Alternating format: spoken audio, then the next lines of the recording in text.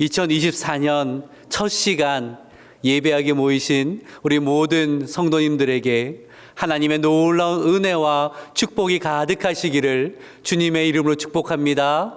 아멘. 시간이 참 빠릅니다.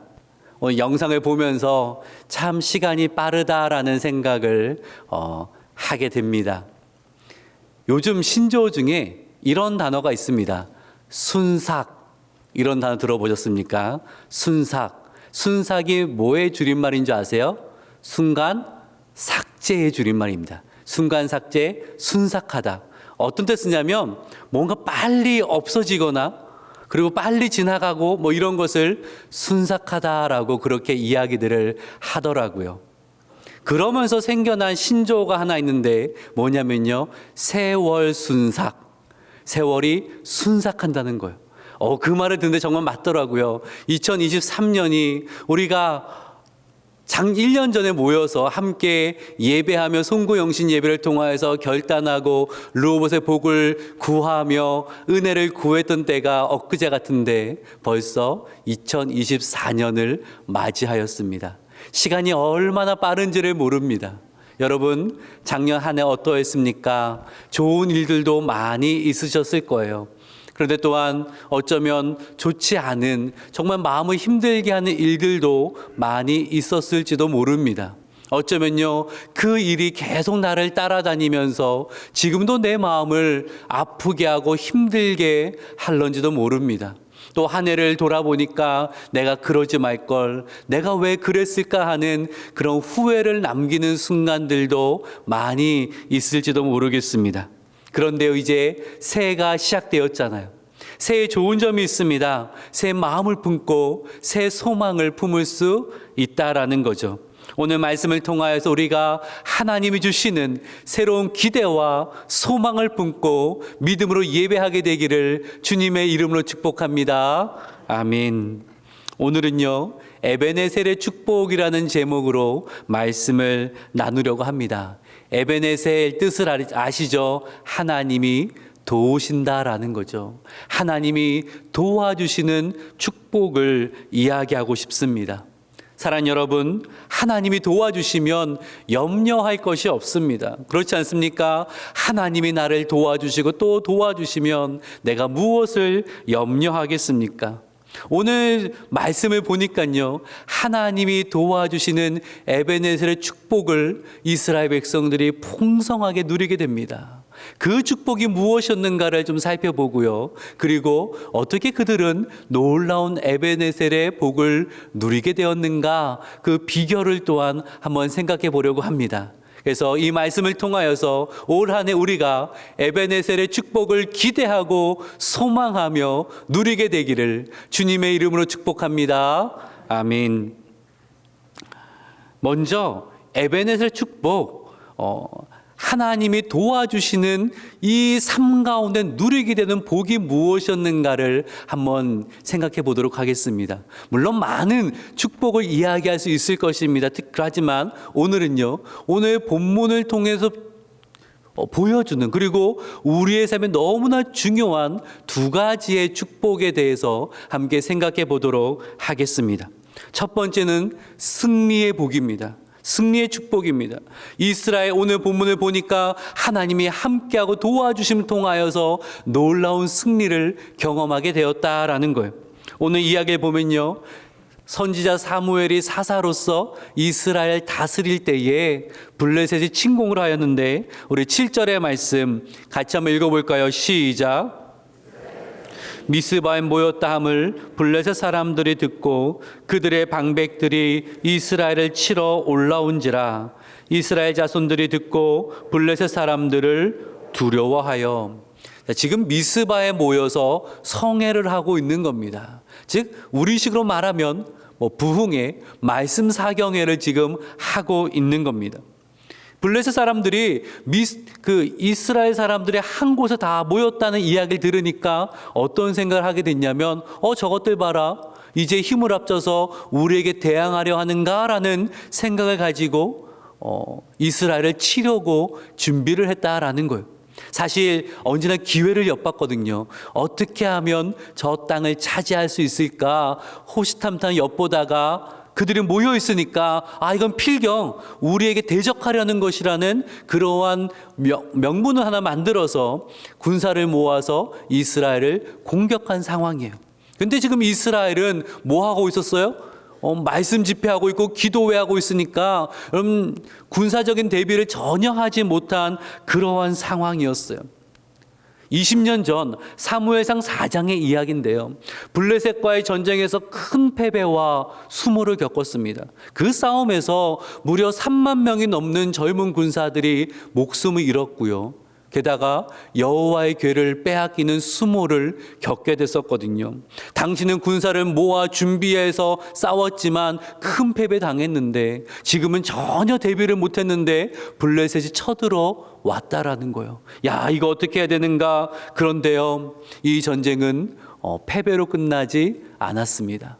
놀라운 승리로 맞춰지게 됩니다. 상황은 이스라엘에게 좋지 않았습니다. 블레셋에게 절대적으로 유리한 상황이었습니다. 그런데 이스라엘이 큰 승리를 거두었다라는 거예요. 어떻게 그럴 수 있었는가?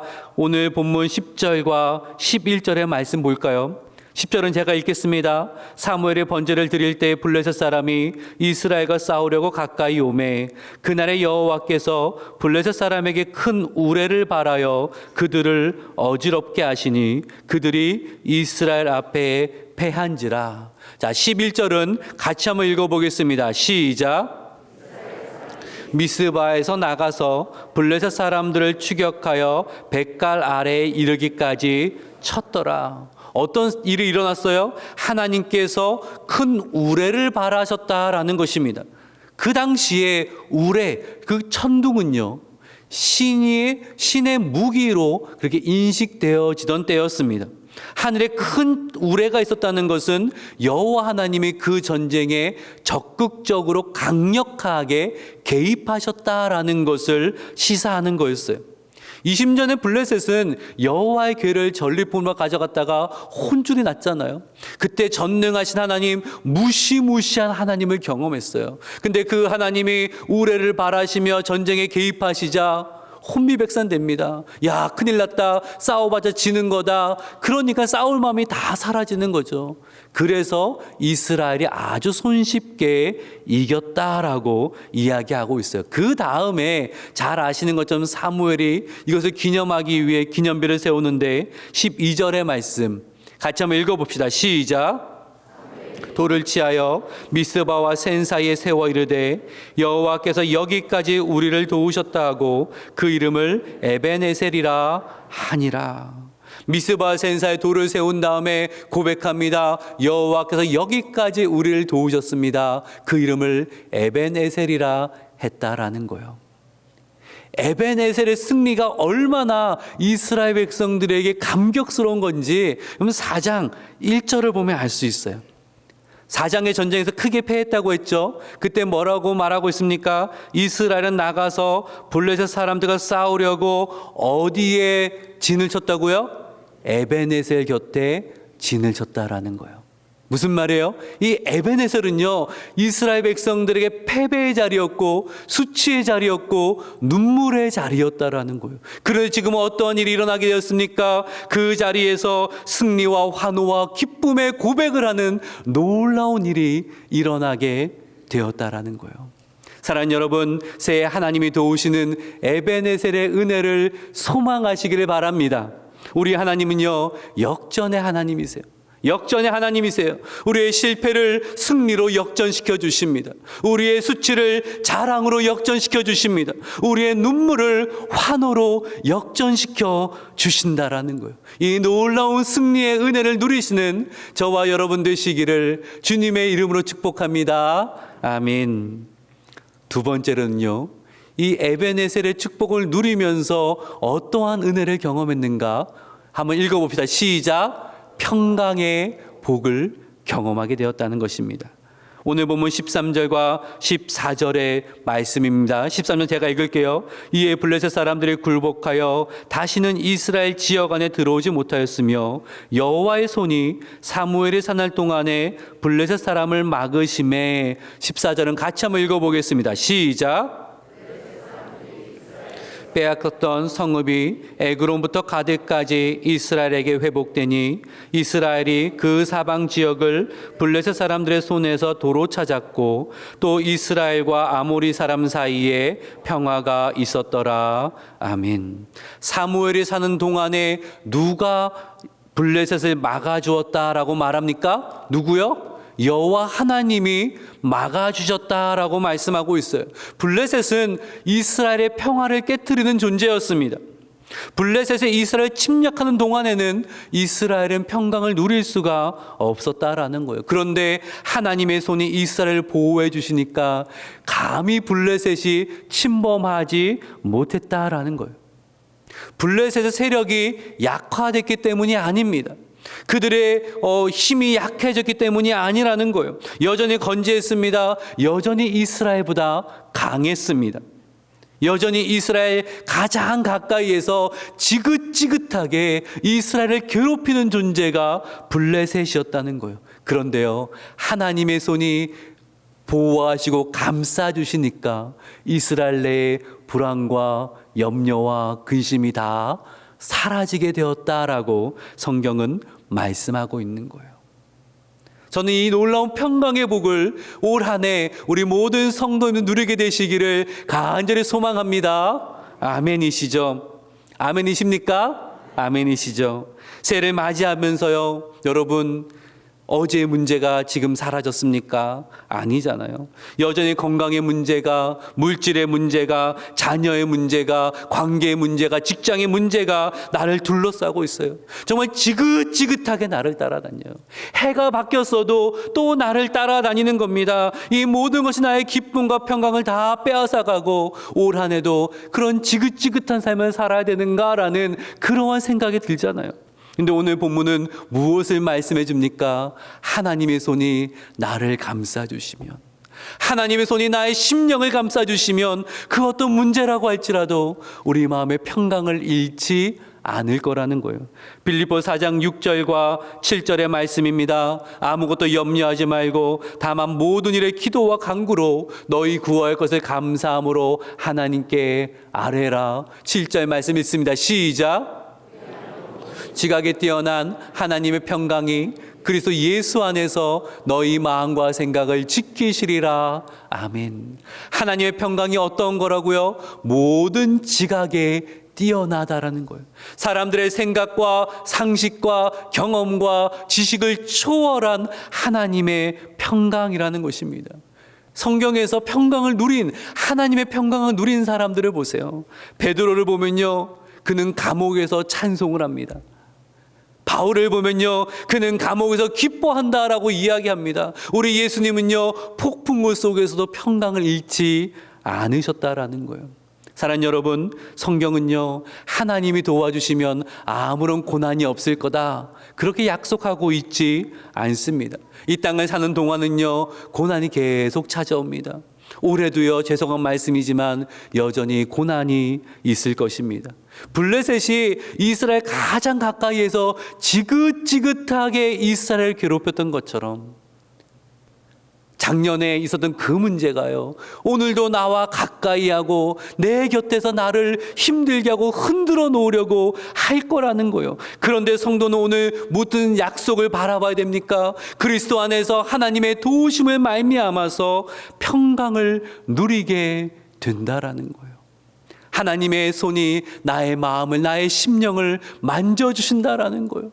외부에서는 폭풍과 몰아치는 것 같은데 오늘 나는 기쁨을 누리고 만족을 누리고 담대함을 누리는 겁니다.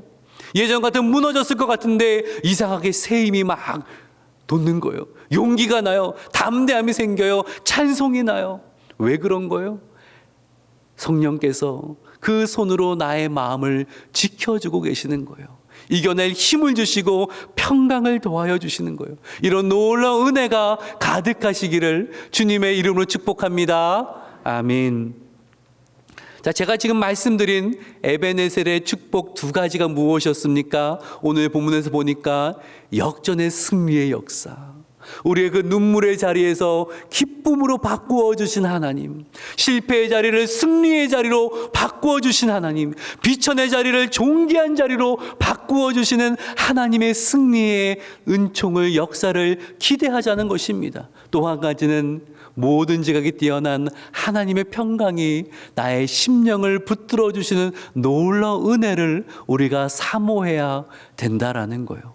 그럼 어떻게 해야 됩니까? 어떻게 이 놀라운 축복을 우리가 누릴 수가 있습니까? 오늘 본문으로 돌아가 볼까요? 20년 전 이스라엘 백성들은요, 똑같은 상대 블레셋과 싸웠는데 그들은 평강도 누리지 못했고 그들은 승리도 누리지 못했습니다. 그런데 20년이 지났는데 이제는 왜 평강과 승리를 누리게 되었죠? 하나님 마음이 바뀌셨어요? 아니요, 하나님은 동일하신 하나님이세요.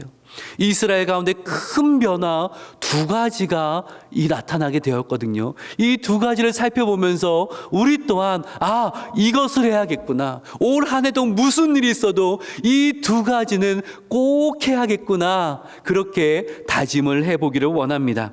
첫 번째는요, 첫 번째 비결 같이 한번 읽어봅시다. 시작. 하나님을 갈망하라. 하나님을 갈망하라는 거예요. 전심으로 하나님을 찾는 삶을 살아가시라는 거예요. 사무엘상 7장 2절의 말씀 같이 한번 읽어볼까요? 시작. 들어간 날부터 20년 동안 오래 있은지라 이스라엘 온 족속이 여호와를 사모하니라. 여호와를 사모하니라. 하나님의 언약궤가 블레셋 빼앗겼다가 다시 돌아왔잖아요. 그런데 이스라엘 중심부로 돌아온 것이 아니라 변방 도시인 기럇 여아림에 머물러 있었습니다. 당시에 하나님의 언약궤는 하나님의 임재의 상징이었어요. 하나님의 그 임재가 이스라엘 중심부로 임하지 않았다라는 거예요. 무슨 이야기입니까? 이스라엘 백성들과 하나님의 관계가 여전히 회복되지 않고 있었다라는 거예요. 하나님의 마음이 멀어진 것이 아니라 여전히 이스라엘 마음이 멀어져 있었는데 그 변화가 일어나게 되었고 전심으로 하나님을 찾고 사모하게 되었다라고 말하고 있어요. 왜 이스라엘 백성들은 하나님을 전심으로 찾지 못했을까요? 한번 묵상을 해봤습니다. 마음 안에 장벽이 있었던 것 같아요.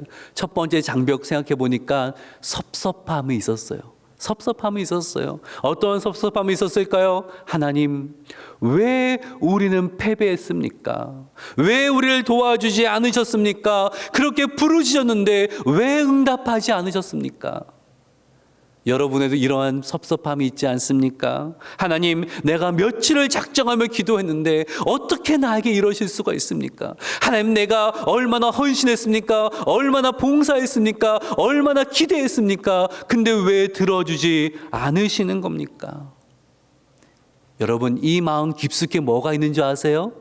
하나님을 전심으로 원하는 것이 아니라 하나님의 능력을 원하고 있는 거예요.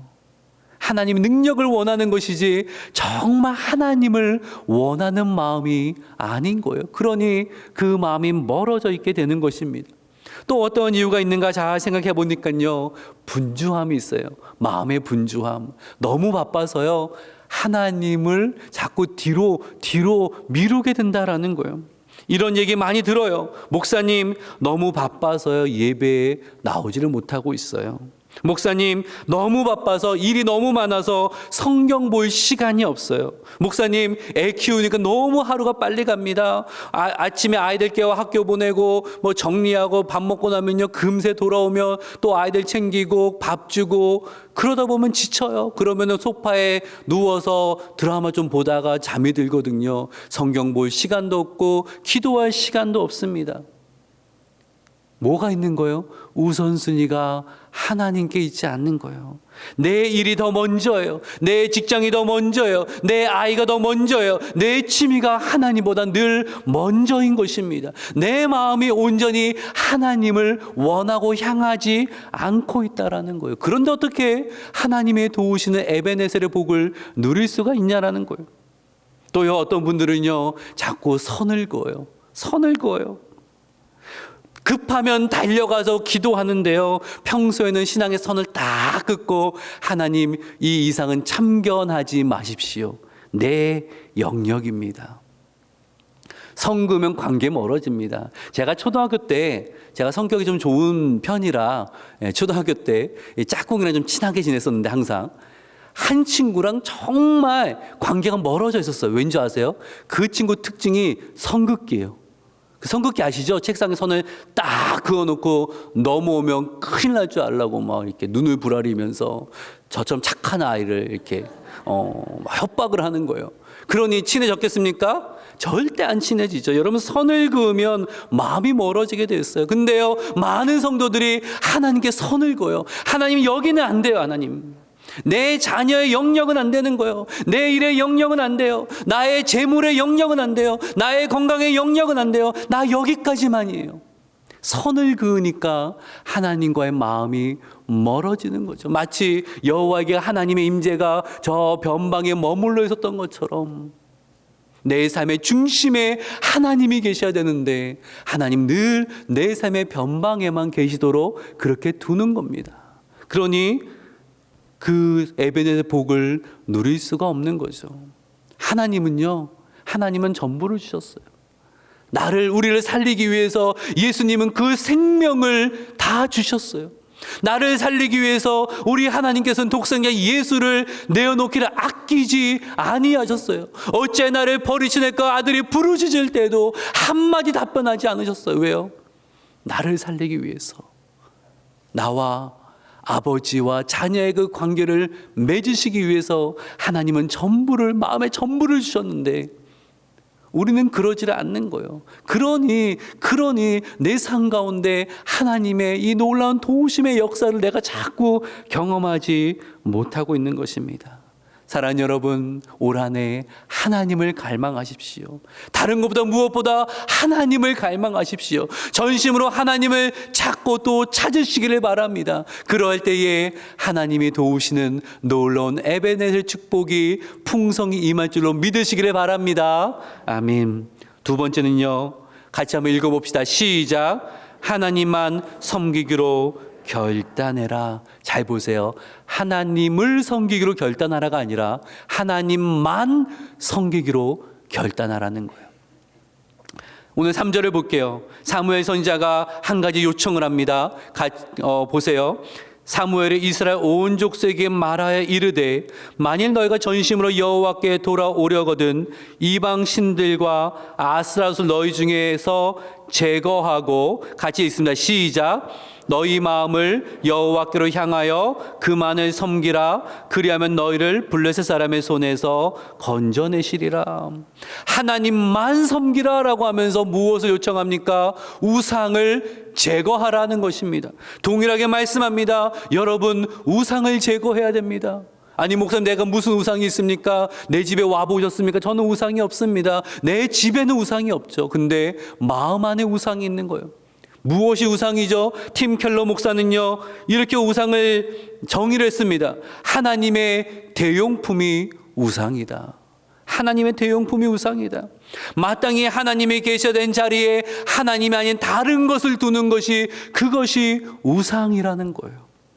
여러분 마음의 중심에 무엇이 있습니까? 무슨 생각이 여러분을 사로잡고 있습니까? 여러분 마음의 중심에는 하나님이 계십니까? 여러분의 삶의 24시간 삶 가운데, 여러분이 행하는 모든 일들 가운데 하나님을 기억하고 하나님을 바라보며 하나님을 소원하고 있습니까? 아니면 여러분 마음 중심에 여러분의 자녀가 있습니까? 여러분의 물질이 있습니까? 건강이 있습니까? 다른 무엇이 있습니까?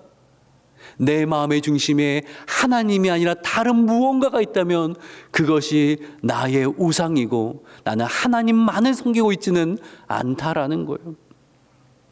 또 우상이 뭘까요? 하나님만이 주실 수 있는 것을 다른 데서 찾고 있으면 그것이 우상입니다. 많은 사람들이 이야기해요. 저것만 있으면 내 삶이 의미가 있을 거야. 저것만 있으면 나는 가치 있는 사람이 될 거야. 내가 중요해질 거야. 마음의 안정감을 누리게 될 거야. 이거 다 누가 주시는 거예요? 하나님이 주시는 거잖아요.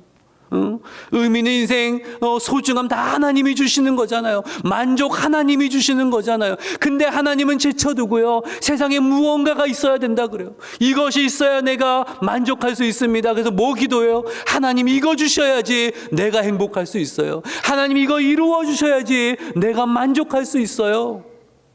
하나님은 아니에요. 다른 무언가를 자꾸 하나님의 자리에 올려놓는 거예요. 여러분, 그것이 우상이에요. 오늘 본문은 저와 여러분에게 권면하고 있습니다. 마음의 우상을 제거하라는 거예요. 우상도 붙들고 하나님도 섬기는 것이 아니라 오직 여호와 하나님만을 섬기라고 우리에게 말씀하고 있는 거예요. 대학이 우상이 되는 것이 아니라, 성공이 우상되는 것이 아니라, 물질이 우상되는 것이 아니라 오직 여호와 하나님만을 섬기며 하나님 안에서 참 만족과 기쁨을 누릴 수 있어야 된다고 우리에게 말씀하고 있다는 것입니다. 사랑하는 여러분, 올 한 해 결단하십시오. 내가 하나님을 섬기겠습니다. 하나님이 계셔야 되는 자리에 그 어떤 것도 놓지 않겠습니다. 오직 하나님만 섬기며 하나님을 예배하며 경외하며 하나님 주시는 놀라운 축복을 누리고 싶습니다. 고백하는 저와 여러분 되시기를 주님의 이름으로 부탁드립니다. 아멘. 말씀 마칩니다. 두 문장으로 오늘 설교를 정리하도록 하죠. 첫 번째, 1번 같이 한번 읽어봅시다. 시작. 하나님이 도우실 때 승리와 평강의 복을 누리게 됩니다. 우리의 가장 중요한 것은 이 에베네셀의 축복입니다.